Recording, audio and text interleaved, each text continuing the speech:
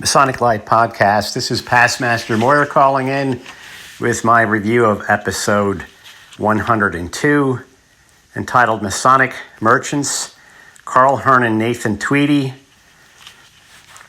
First of all, Pete, let me give you a little advice. Leave the baby squirrels alone and let Mother Nature's run its course. I can't believe you spent the time and the gas to run that poor little squirrel up to Schuylkill County. So don't be a dumb Next time, let Mother Nature run its course. I really enjoyed the guests, Carl and Nathan, and it was hilarious when you lost Nathan and you lost Pete, and you brought the doctor's office music on. That was really entertaining, but it was quite humorous. Dutchy Doug from Broken Plow Lodge number 377. I thought your clam bake story was hilarious. It's unfortunate Brother Schlucker had a reaction to the clams, but I forget the brother's name who did the powwower with the ribbon across the throat, but that was a hilarious story. And Brother Cronkite, your story about the water damage at the Lancaster Masonic Center borders on heresy. You might want to back off that for a little bit until the place dries out. And finally, Brother Merris, you really didn't say much on this episode. I can't really pick on you, but I did enjoy when Nathan Tweedy suggested autographed Larry Merris pictures. That surely would be hilarious, and I surely wouldn't want one. I'll be in touch with you, brothers, after I listen to episode 103, which I believe is going to be posted about a week from now. I'll be in touch. Bye. From the new recording lair located deep beneath the Wine and Spirit store in Ephrata, Pennsylvania. You're listening to the Masonic Light Podcast. Studio 665 presents Masonic Light Podcast. This show is recorded by Masons, for Masons, and is for entertainment purposes only. And please, no wagering. This podcast is not endorsed by any Grand Lodge, and the ridiculous ramblings of the hosts are their own. And now, here's your host.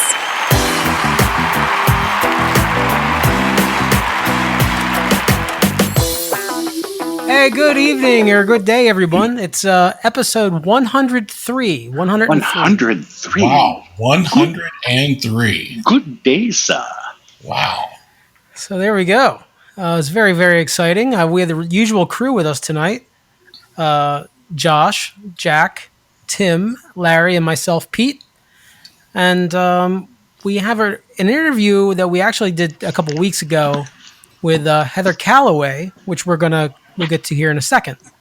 But first thing, let's go around the virtual room here and see what people have been up to. So, Larry, what's going on in your house? I got a mouthful of red licorice right now. Well, of course. I wasn't expecting to be called on right away. Hey, what's going on in my house? I don't know if this was pre-recorded or not, but my wife's messing with my chair and messing with my mind. This being home because of this virus is getting to me. Really is. Have you been to your Goose and Gridiron breakfast? Yes, I had. I went to one not last week, but the week before that, with none other than Jeff Moyer and Brian Hill, the Brian Hill. And we had a nice little turnout. I think there were about 10 people there, and that was about it. And the Masonic table was down at one end, and we were up with the normal table on the other end. Any of you Masonic Center employees listening to the show, please don't take offense, but we just don't want to sit with you. Who could be offended by that? I just don't want to hear about the center. And I know our good friend Larry Griffith likes to talk about it. I can't imagine what it would be like with all the board members at the same table. Yeah, and they all like to talk about it. That's just I'd give you indigestion. So, Tim, Mr. Indigestion, you've been actually busy doing some auditing and things. What have you been up? What else have you been up to? Yeah. So I've been helping some lodge secretaries and treasurers who did not use their time wisely during the off season to have their audits completed that were supposed to have been read and approved by April. Obviously, we didn't have a meeting in April. Some didn't have them in March, but in the cases of a couple, they didn't even have the numbers in yet. So, been working with them.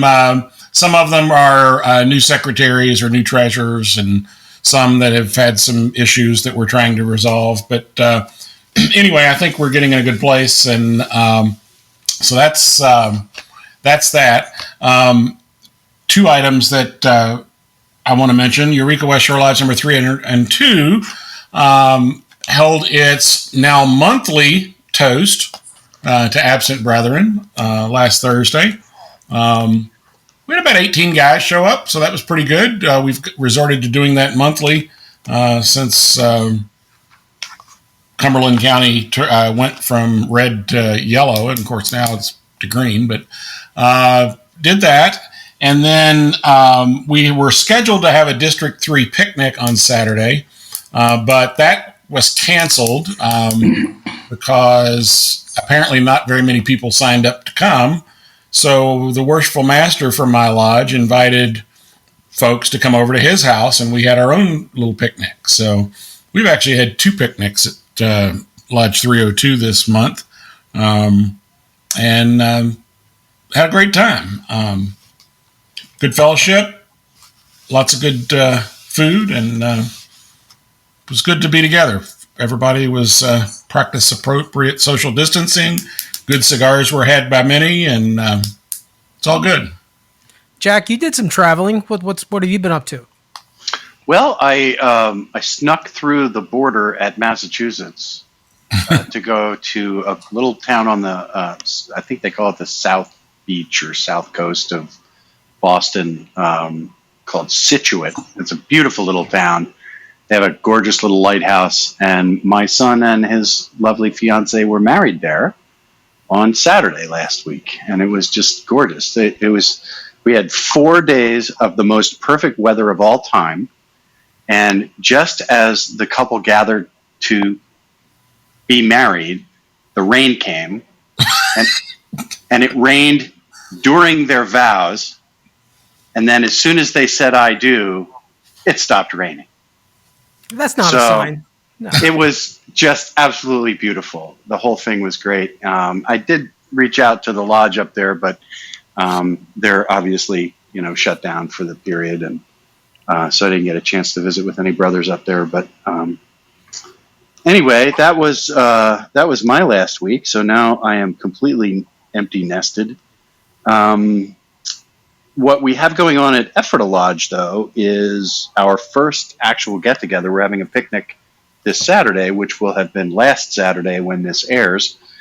But we're having a first gathering of the lodge members since all of this started.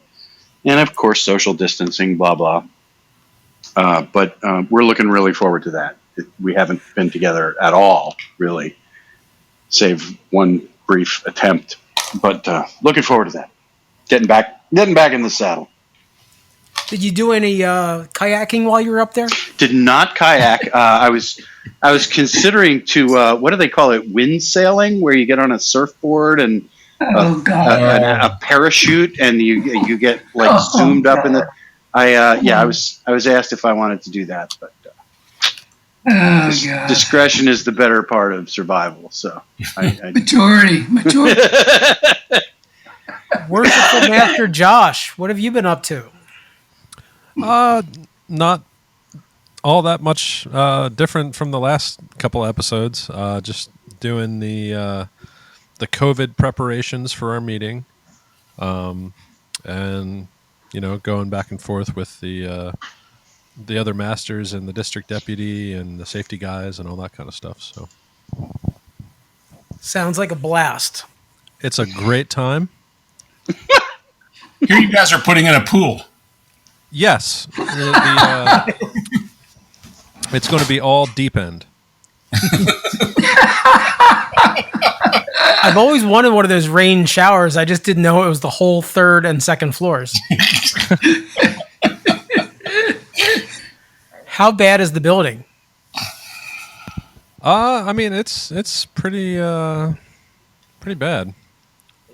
I don't know. We're not going to be in the lodge room for probably a while yet.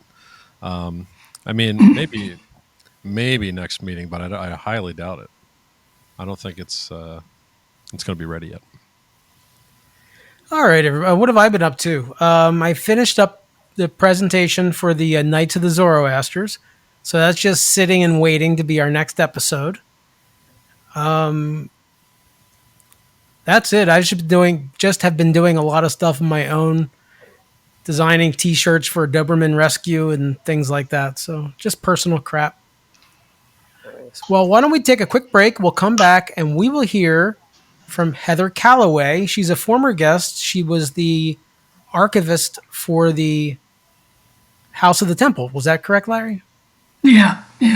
Yes, but In now Washington, D.C. Yeah. Yeah, but now she's at a different library, but she still has lots of great things to tell us. So listen in. We'll be right back.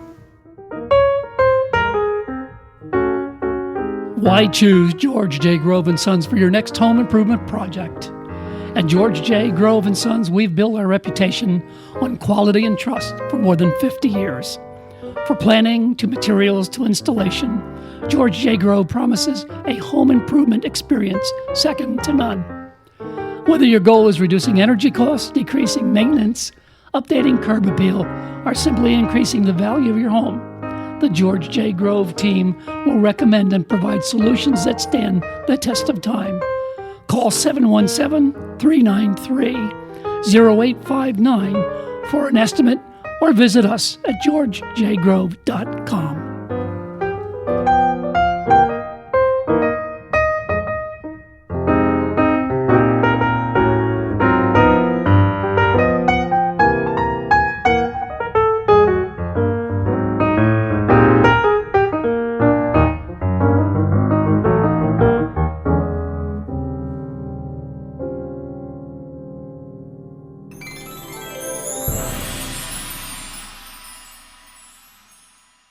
Our guest tonight is Dr. Heather Calloway, Executive Director of University Collections at Indiana University. Previously, Heather was Museum Curator and Managing Director of the Digital and Social Media at the Scottish Rite Temple in Washington, D.C., and you were there for approximately 14 years. Now, I might add that you are a returning guest. And we're so glad to have you back on MLP because we weren't quite sure you'd be willing to return after the last episode we had. Welcome back, Heather. Well, thank you. I'm happy to be back and happy to talk to you guys again. Oh, that's awesome. One of the things I wanted to bring out was, and this is kind of I'm sorry, I'm losing my voice, a timely topic for today's discussion. What are museums and society's challenges with people judging the past? Oh, wow. You have to start out with like the big question. Wow. Larry's on a lot of meds right now. Oh, poor Larry. We're not sure how long he'll be with us, so we have to get the good questions out quickly. That's pretty dark. So there's just a lot going on in the museum world right now because, art is being looked at in a different way, and how we collect art and gather it, and the way they used to do it in the past is no longer appropriate, and it wasn't appropriate back then. That's just what happened, and so now we have to go back and try to put it in context and tell the full story, and whether it's the monuments or art or other things that have been defaced or damaged, trying to put them in context and tell that story. It's also, the museum world is changing because we had moved to a very hands-on experience. and everybody was doing interactive things. If you ever been to a children's museum in the past few years, everything is something you can touch and something you can engage with, and very hands-on. And with COVID-19 now, we've had to go back and pull ourselves back and look at how we've been presenting these stories and what we're doing, and then how we can tell the stories, and then make the guests feel comfortable enough to come and visit us and learn history and the stories from us in new ways. And what's been really wonderful in our profession that I've seen lately is people have jumped online and they've gone digital, and they are doing amazing, fantastic things that we didn't have time for in the past, or would get ignored or looked over because everything was about being in person and being at the museum. Well, now museums are looking at their collections and they're taking them out and they're saying, how can we show the collections to everybody all over the world? And how can we digitize this photograph or this painting or this object and tell its story? And that's really wonderful opportunity for museums, because so many things are never, ever, ever on display. And so this way we can tell all kinds of stories, whether it's on a blog or a VR experience or just a virtual tour online. So that's kind of one of the things that I would say that's changing in our profession.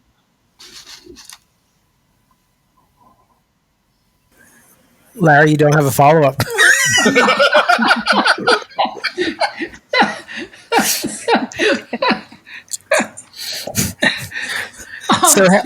So Heather, now you were not at the Scottish Rite Museum. You had already moved on to your new position when the Albert Pike statue was defaced. Now, knowing some of the history, and we asked, I guess, last episode about this as well. So, what is your kind of opinion and your take on somebody like Albert Pike? I always get asked about him, and I try to remind everybody I am not a scholar of Albert Pike. So Art de Hoyos, my colleague from the Scottish Rite Southern Jurisdiction Supreme Council, he is the expert in that, and he knows and has worked with all of Albert Pike's texts, all his manuscripts.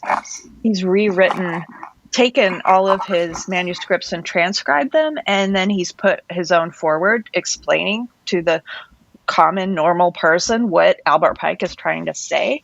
So I was fortunate, and I told you before in my last interview, I was really fortunate that when I started my career, one of the librarians at the House of the Temple taught me how to catalog books, and I got to work with the Albert Pike books. And this was his personal library, and it was the first public library open in the District of Columbia. And so all of these books were so wonderful because he put handwritten notes in all the sides, like in the margins, wherever he could write in these books, there were little things written. And his handwriting is super hard to read. But I absolutely loved that. And I look back now, and it's been almost 20 years. And this woman taught me how to catalog books, which I had never done before. I wasn't a professional librarian yet. And she taught me with these rare books that I had to do original cataloging with. And for people that don't know what that means, cataloging is a difficult thing. And what most people do nowadays is they go online, and there's a database with every book there ever is. And you go in there and you find the book. You can just type in its title, and you pull it up, and say you put Morals and Dogma, and you pull it up, and there it is, Albert Pike Morals and Dogma. And it can pre-populate all the fields with whatever the normal Morals and Dogma and the publication date and the city and things like that. And if it's not the right volume or edition, you can tweak it, or you can look, and there might be a list of, say there's been 20 of those volumes. You can look through and you pick the right one, and you just click it, and then it saves, there's your book cataloged. Well, a lot of Albert Pike's books were rare and unique and original. And so if we were cataloging, you could put a title in, and there's no record of that anywhere in any library. So when you have a book like that, original cataloging means that I had to fill in all the fields, which means I actually got to learn how to catalog the way that they used to do back in the day. They didn't used to have this system where all the libraries were connected and you could see all these books and it was already done for you and you just clicked a button. So to me, I'm fortunate that I got to work with his books, and that I got to work on his the redo of his museum gallery there in Washington, D.C.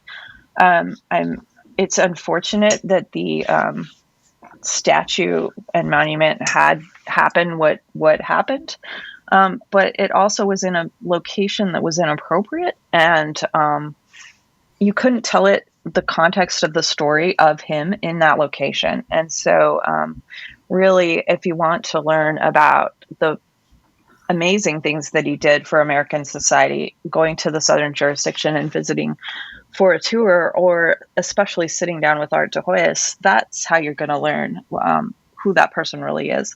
A lot of monuments I see around and I'm like, I don't know who the heck that is, and I don't know what they did. So putting it in the context where you can teach the history, I think is super important in this day and age.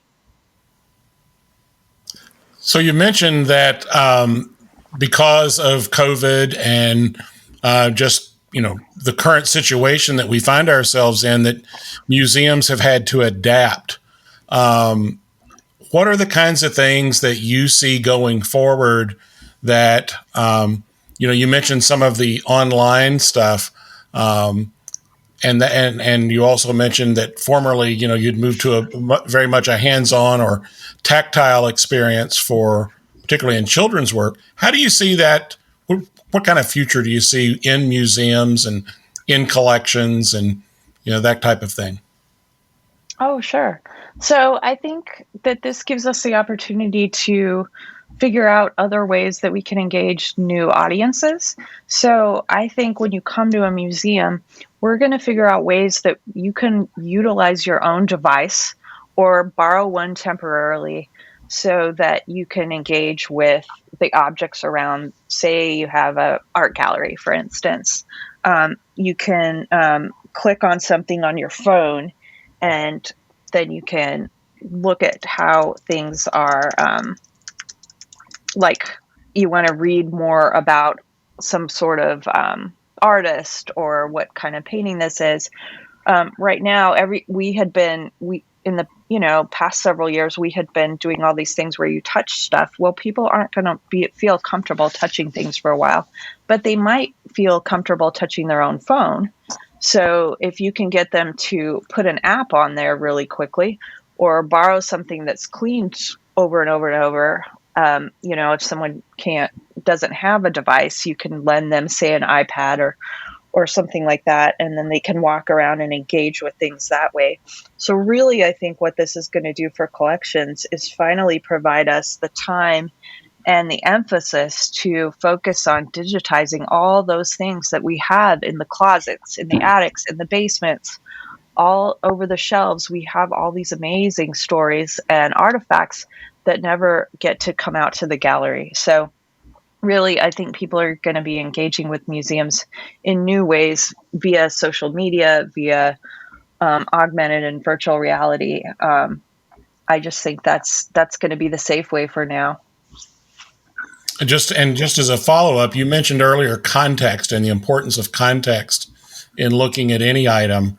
Does that also provide you with an opportunity as a curator or collector to provide that context in new and different ways? Oh, absolutely. And we've seen it everywhere. People want to know the story. They want to know the backstory. And you can also do it at different levels. So if you're trying to tell a school kid's story, right now schools don't have, and let's think pre-COVID for a minute here, schools already didn't have the money to take their kids on field trips. Mm-hmm. So already the teachers were trying to figure out, how can I engage with the museum down the street without taking the kids down there? And so museum educators had really worked on figuring out ways that they could either give the teacher something to work with in the classroom or a combination of things on the web and handouts and things that the teacher could have in the classroom. And so I think this is great because we can have the same story. Say we have the American Revolution, we can have it for an 8-year-old, we can have it for a teenager, and then we can have like all the stuff for all the adults. You know, people are really into Hamilton right now. So, you know, this would be a great time for museums that talk about that kind of history to really talk about, you know, some of these founding fathers had slaves. What was that like? Why did they do it? You know, they could really go into details of those stories. And then if somebody was just wanting to see, oh, I just want to see the cool artifacts, they could click through those and just see those. But if somebody really wanted to get into the meat of the history, we could really provide a lot of extra additional context to that story. So I only think it's a great opportunity for us as museum professionals. I think it's a good opportunity with the, you know, one of the things that us people of my age, you know, we got a little bit of it, but I think today they get very little of the critical thinking. And, you know, if you could present something and then you could also maybe have you could click on 2 or 3 different opinions. So you could let somebody make up their own mind. You can have one that covers just the highlights of the history, but then you could have another commentator talk about, you know, the controversies and the dark sides and things like that. Oh, sure. And I think that's something that hasn't been done in the past as often as it should have been. And it would be a great way to tell, you know, political and religious. And there's so many different stories that lends itself really well to tell each side so that people could learn the full history. Heather, do you think that people will be reluctant to donate items to the museum based on a little bit of fear as to what people would think of the history? Or, in other words, do you think there's going to be a reluctance there to give anything to the museums? Wow, that's a good question. I hadn't thought of that. So far, I've been doing this about 20 years, and I have never had a lull in people trying to donate things to us. So I still haven't seen I still have not seen it slow down. So maybe if it was like a controversial subject matter or something they would think might be seen as that. But as curators and museum professionals and directors, one of the things that we do is if we're approached by a potential donor and they say, I have this XYZ thing, and it doesn't fit our mission statement and our collections policy, then we try, we don't just tell them, no, I don't want that thing. We try to connect them with, some sort of other options, like maybe you should check, and then we give them, 2, 3, 4 different other options for other museums or collections or universities that would be interested in that kind of thing. When I was working at the Scottish Rite, I never sent people away saying, I don't want that. I would say, we collect Masonic and fraternal things, but if you have some Virginia history, here's some, places that collect Virginia history or Maryland history or whatever. So sometimes the people, they're just totally unaware of what we do, and they think, oh, they would love this. And so in our world, we really try to connect them with the most appropriate places that might be interested in their artifacts. So I still think people are going to donate. So in other words, though, if I have a statue of Ferdinand de Soto in my basement, I want to get rid of it. That might not be a good idea to do it. I might feel badly about that. And that's kind of why I aimed that question at you. Or are they going to be reluctant because they have something like that? Because Ferdinand, he was not a nice guy. Well, I mean, I guess there's some things that people would be embarrassed about, but honestly, Larry, where do you full Ferdinand DeSoto out. Yeah, I was going to say. My hat. I've been asked everything you can imagine, so I can't imagine people being that embarrassed. So what is the most, in your years as a museum professional, what have you seen as the most exciting part, the thing you've learned and grown the most with? oh wow. I always like finding something in the collection that you didn't know you had. So, and I don't remember what stories I told you guys the last time, but I worked with Federal Lodge Number 1 in Washington, D.C., and came over to help them go through these buckets. And we found thing after thing after thing that was a historic American object, an artifact, and it just kept coming. And so for me, finding these treasures that you don't realize you had, because basically, things have been donated to museums across America for hundreds of years now, and staff's changed, and the way we organize collections has changed, and the way we're trained to do this. So, when we were finding, we found George Washington's Bible, and we found James Hoban's gavel, and we found all of these things that have to do with Washington, D.C. history and American history, and they were all in these old plastic tubs that you keep up in your attic with a bunch of Christmas balls in them. And so it was just like, wow. And so still to this day, when I find new things or come across a new collection, I was talking earlier about coming here to Indiana University. They told me, oh, we have about 50 collections. And I was like, great, that's a ton. This is going to be amazing. And then I put a call out, and I started doing research with my assistant, and we started looking, and we just found hundreds of collections here that we didn't know we had. And so that is my most exciting thing, because I find this thing that there's, however many people working with it, and they absolutely are just as passionate as the next about their subject and about whatever it is they collect. And they're doing research, and they're teaching people with it. And so for me, finding those pieces, those treasures, those hidden gems within a collection that tell the story, that's what makes it exciting for me. It's awesome. How about we take a break, and then we'll come back with Heather and kind of finish things up, let her go on her way. So let's take a break right now. At the Historic Smithton Inn of Ephrata, Pennsylvania, we're pleased to serve the latest creations from Weathered Vineyard Winery, along with spirits from Thistlefinch Distillery in Lancaster, all to be experienced in the tasting room of a beautifully restored 18th century bed and breakfast. Cigars by D&S Cigar are available for your enjoyment in the courtyard. The Historic Smithton Inn is convenient to Lancaster County's most interesting attractions.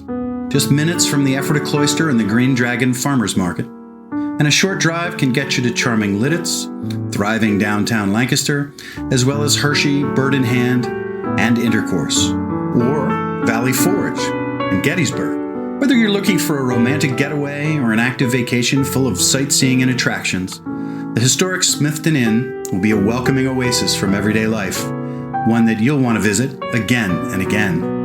Stop in and visit at 900 West Main Street in Ephrata, Pennsylvania, or check out our website at historicsmithtoninn.com, or simply call us at 717-733-6094. Just ask for Past Master Dave.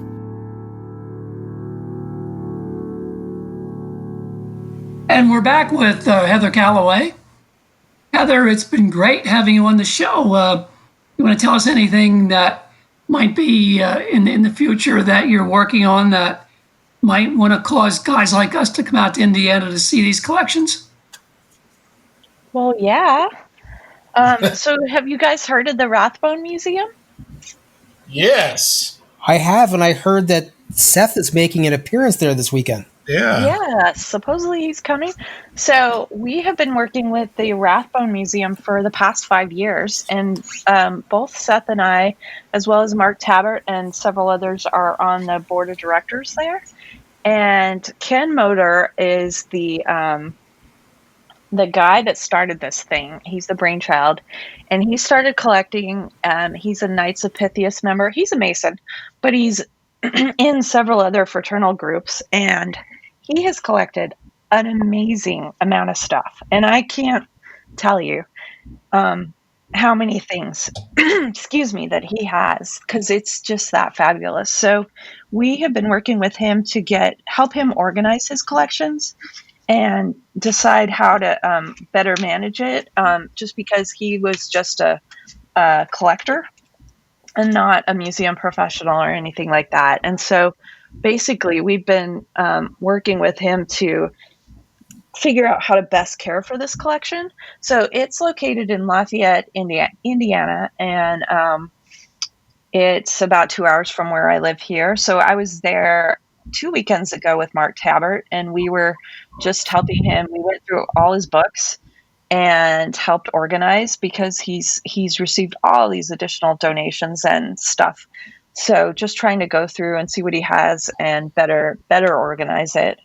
And we're going to go back this weekend and work with the artifacts.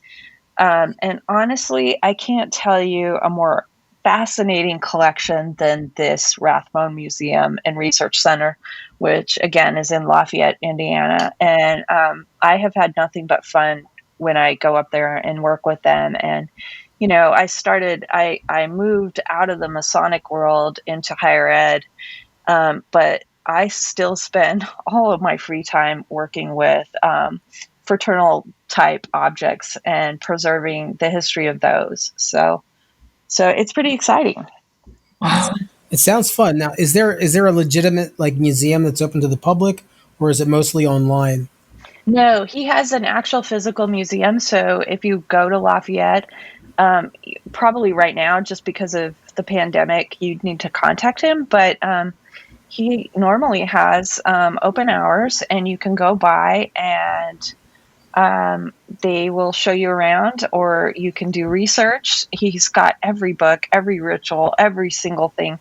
So basically our mission is to collect everything fraternal that we can find in America, and from every type of group. So we don't specifically focus on one group or another, but we try to collect something from everything.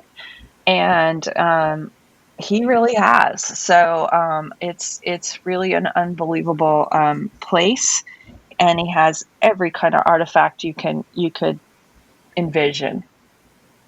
That is awesome. That is awesome. Yeah. We'll make sure we put a link to the museum in our in the show notes when we publish this. Sounds good. Yeah, definitely. So basically, I've been doing two different things. So we have the Rathbone Museum that we've been helping, and that's Ken Motor and his collection there that you can visit in Lafayette. But about 5 years ago as well, we started this Historical Society for American Fraternalism. And this again was Mark Tabbert and Seth, Anthony, and myself. And we just were sitting around at Masonic events and talking about how we thought it would be really great if all the other fraternal groups' stuff was also preserved. Because at the time we were all working at Masonic places. And, I was at the Scottish Rite, and Mark was at the Memorial, and Seth was up in Pennsylvania with the Grand Lodge. And all of us were working in Freemasonry, but we saw this history disappearing, and we really wanted to capture that history of, whether it's the Woodmen or the Odd Fellows or any of these other groups. And I'm really big with my sorority, and so Greek letter societies and things like that.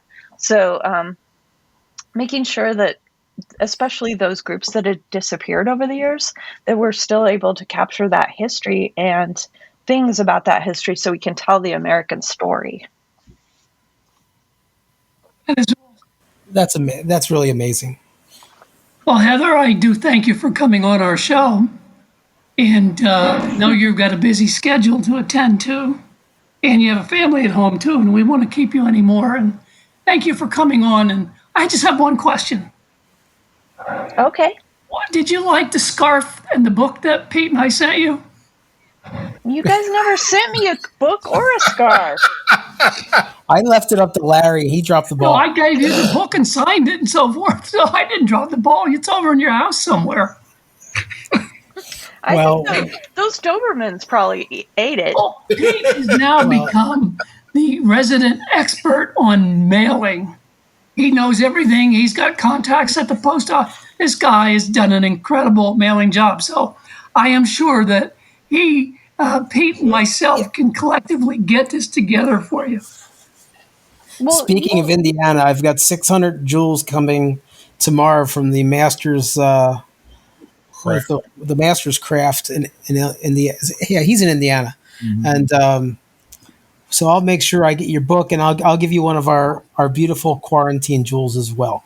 Well, that would be cool. I've seen you've been posting pictures of all these jewels that you're sending all over, but you still haven't sent me my lousy scarf. It's in the mail. Yeah, sure. And the book? Yeah, that's in the mail. The book's in my basement somewhere. I'll see what I can do. I think those dogs got it. Well, I have copy number 1 that Larry gave me. I'll just cross my name off and sign it over to you. Heather, it's been a delight having you on, and we hope we can have you on again. And thank you so much for appearing on the show. Okay, thank you, guys. Take care, kiddo. All right, welcome back, everybody. You just heard from Heather Calloway. Thank you, Heather, for the great interview. You're always a great guest. And Tim, who makes our show possible? Well, Pete, the people that really keep the lights on are our patrons. In fact, I think we've had a pretty substantial increase in our Patreon supporters recently. I think we're up to like 32 now. Is that correct? 32 with 1 international. Okay. So that's, and I have to like text him and ask him how to say his name because I'm sure I'll screw it up. Okay. Well, maybe is that our friend Simon? No, he's I can say Simon, but I was wondering, because he's English, which I speak. I was going for the last name. Very cool. It's the most English name ever. Absolutely. So maybe on an upcoming episode, we'll announce our. We're going to reach out to Superfan Simon. Yes, Superfan, and do that. But anyway, we would love to have you join in support of our show. You can go to www.patreon.com. That's patreon.com/Masonic Light Podcast. And for as little as $1 per month. $1, 4 quarters. You can keep great content like this, and like the episode you've been listening to with Heather. You can help pay the rent for the studio we haven't seen in 3 months. Exactly. Actually, it's been more than 3. We haven't been there since when? First week of March? Is there a federal bonus to that or something? I don't know. We didn't apply for any funding since we have no funds.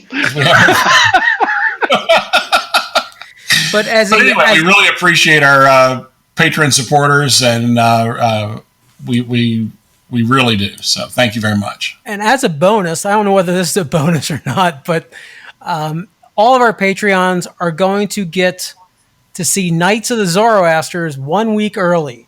So you can... Wow. I'm glad we're trusting you not to burn bootlegs and sell them at a flea market.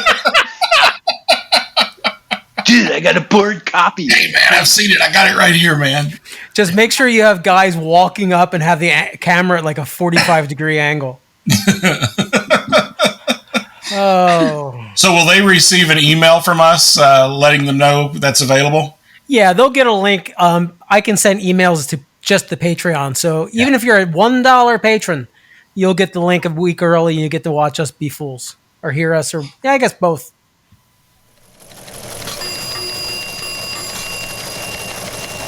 In Masonic news today, Australian news outlets reported this week that Qantas Airlines employees covered the engines of idled aircraft with covers displaying Masonic symbols, exciting yet another round of conspiracy theories and rumors of dark secrets. A spokesman for Qantas was reported to have said, "There are no Masonic secrets here. We just had a couple knuckleheads with some extra caution tape and way too much time on their hands." David Illingsworth and Steve Austin were not available for comment, as they are believed to be on the run right now. That's the Masonic news. So motive work. Is Qantas still accident free? We could claim them. Say it's a Masonic thing. Yeah. We could charge them for a plug after that. As an advertiser, right? Exactly. So, what does anybody have coming up? We'll start with you, Jack. What do you have coming up in your world? Well, got the picnic, the lodge picnic coming up, and I got an AMD meeting on Sunday, I think, right? Yeah, that's correct. So we're all going to be in a small space, breathing each other's air. But it's okay. We're going to have nachos, so then we can't get the corona. There it is. We're safe. Masonic nachos. Larry, I forgot your name. Larry, are you doing it? That's me. Are you doing anything except trying to get out of that chair? Well, no, actually, the blind people are coming. Not that they're blind. The people that hang blinds, Association? People that hang blinds are coming tomorrow. Was when they put the original blinds up, the Carol order, they kind of got crooked.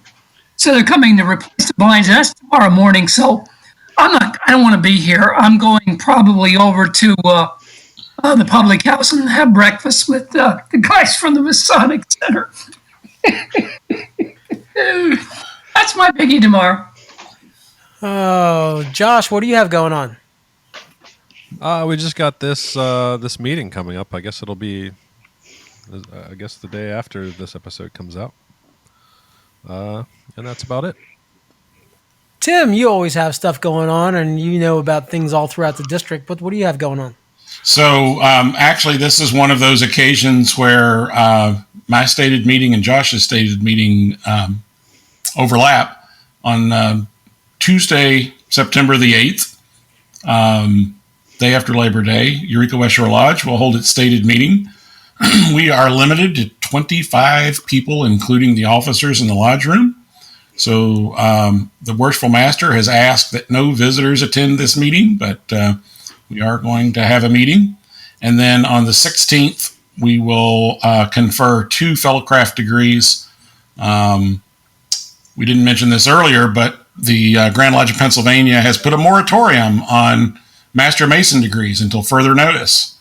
So we will also be, by the way, opening our stated meeting in the Entered Apprentice degree by edict of the Grand Master. So, and then for the last time that you'll get to hear me mention this, on Sunday, September 13th, at the Valley of Harrisburg, it will be their pig roast and cigar smoker beginning at 1 o'clock. Tickets are available for $25 each. You can get those at valleyofharrisburg.org and click on Valley Links and you can get your ticket there. Look forward to seeing some folks. If you're there, come up and see us. I know several from the show will be there. So for me, yes, Lord. Hey, I don't know who to blame the echo on, but I'm going to guess Larry. That's what Carol. What are you doing, Larry? Carol. I'm reading Freemason magazine. I just got to bring up. Go ahead. All right, so I'll be getting the episode 104 ready because we're going to release that a week early. That's going to be the Knights of the Zoroasters, another illustrated debacle.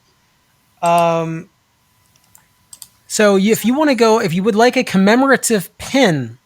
They are $5, and for every one you spend, we are going to send that $5 to the De Moulin Museum. But we're not going to really lose money because I can send them with a first class stamp, and the site automatically charges you $5 for shipping. So that covers our cost for the pin, and any money goes to the museum. If for some reason you really like our design, you'll be able to go onto the link. There'll be a link in the description of this episode for a T-shirt.